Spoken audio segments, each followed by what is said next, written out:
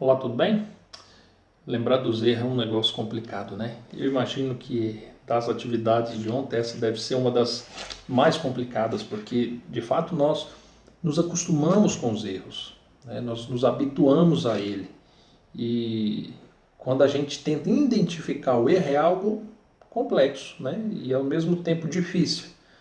Mas que bom que você está aqui, tá? Que bom que você já está no terceiro dia. Se porventura você está assistindo e é o primeiro vídeo que você assiste e você não sabe como você veio parar aqui, eu vou te explicar. Esse vídeo é um conteúdo complementar de um curso para restaurar o casamento. Tá? Para você adquirir o e-book, né, para você fazer esse curso, tem aqui o link na descrição do vídeo, tá bom? Então já vou te orientar, se porventura você está vendo esse vídeo pela primeira vez, não assista, tá? Baixe o e-book e aí você faça passo a passo, dia por dia, para que você não se perca, tá bom? Pois bem, vamos falar do tema de hoje. Mais uma vez nós utilizamos o mesmo texto de Malaquias, pela terceira e última vez, tá? Hoje foi o terceiro e último dia que nós exploramos esse livro e esse texto. Nós questionamos um pouquinho do porquê Deus detesta o divórcio. Isso tem que ficar muito bem claro na sua mente, porque todo casal que passa por uma crise, isso eu vejo na experiência que eu tenho, e isso oscila bastante, os casais, existe um dia que você vai acordar e que você vai querer o divórcio. Você não quer mais lutar pelo seu cônjuge, você não quer mais saber, e você quer dar um fim nesse relacionamento. Só que todos aqueles que se casam, eles deveriam ter a ciência de que Deus detesta o divórcio. E não é uma questão egoísta de Deus. Deus ele manifesta na sua palavra as razões plausíveis do porquê que ele detesta o divórcio. No material, né, no e-book que você lê hoje, você pode ver que eu detalhei algumas questões, mas existem pelo menos 3 que eu acho que dá para a gente pontuar aqui. A primeira dela é o fato de que um casamento ele envolve muitas pessoas, né? Um casamento envolve a família dos noivos, envolve familiares, os amigos, os conhecidos, os padrinhos, envolve o pessoal da igreja, o pessoal do cartório, os que vão organizar a festa. Gente, é uma quantidade de pessoas enorme. E o casamento é uma cerimônia que é celebrada desde a criação do universo. Quando essa cerimônia é celebrada e todas essas pessoas tomam ciência, eles estão tomando ciência, na verdade, de que você e seu cônjuge fizeram um compromisso para a vida toda. Você entende? E quando o divórcio acontece, esse matrimônio, que dura-se desde a origem da terra, ele acaba sendo prejudicado.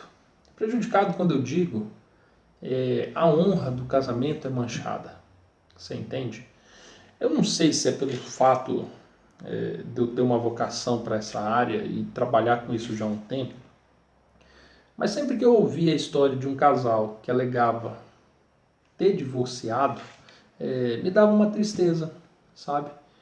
E por incrível que pareça, isso não é só casais anônimos, não, até casamentos de pessoas públicas, personagens públicos, me deixou triste em algum momento, sabe?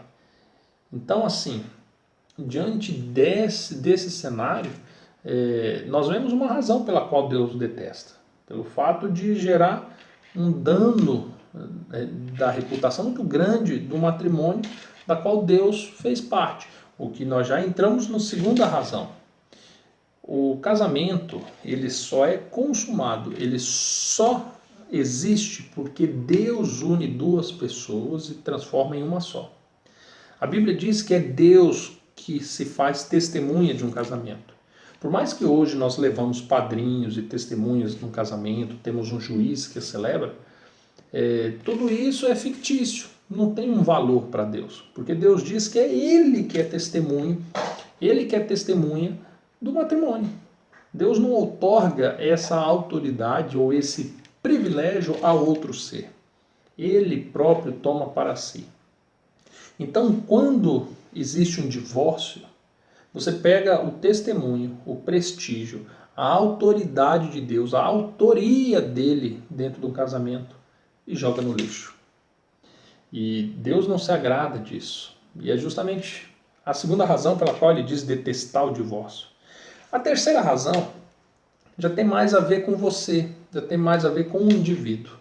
Porque os casamentos, na sua maioria, em todos os casos, eles terminam porque em um determinado momento um cônjuge chegou no limite do que ele poderia suportar de alguma situação.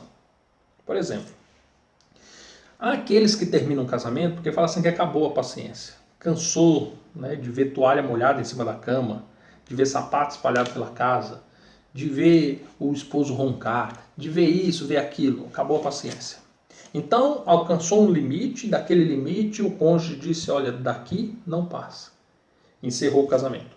Existem casamentos que encerram por outras razões. Por exemplo, houve um caso de infidelidade, né, alguma situação que requeria um perdão, algo mais sério, e a pessoa olhou e falou assim, não, esse é o meu limite. Isso eu não aceito, não tolero. E então o casamento é desfeito. Só que quando você chega ao seu limite, você determina um limite para alguma situação, qualquer outro relacionamento que você venha a ter, esse limite tende a baixar um pouquinho.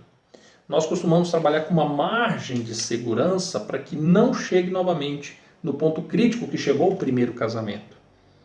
E por isso que é dado como certo o segundo, terceiro, quarto casamento, as pessoas que teimam em se casar de novo, voltam a ter problemas, voltam a se separar. Porque o problema não está no cônjuge, o problema está nele, porque estabeleceu limites insuportáveis e que não tem como subsistir um relacionamento a dois dessa forma. E o pior não é isso, o pior é que isso se estende a nível social. Os relacionamentos sociais acabam sendo comprometidos porque esses valores, esses princípios que se estabeleceu o limite, eles também vão atuar nos relacionamentos sociais. E isso vai fazer com que a pessoa se torne uma pessoa com uma dificuldade de se relacionar. Quando eu falo de relacionamento, ainda existe um quarto fator, né, que eu acho até interessante.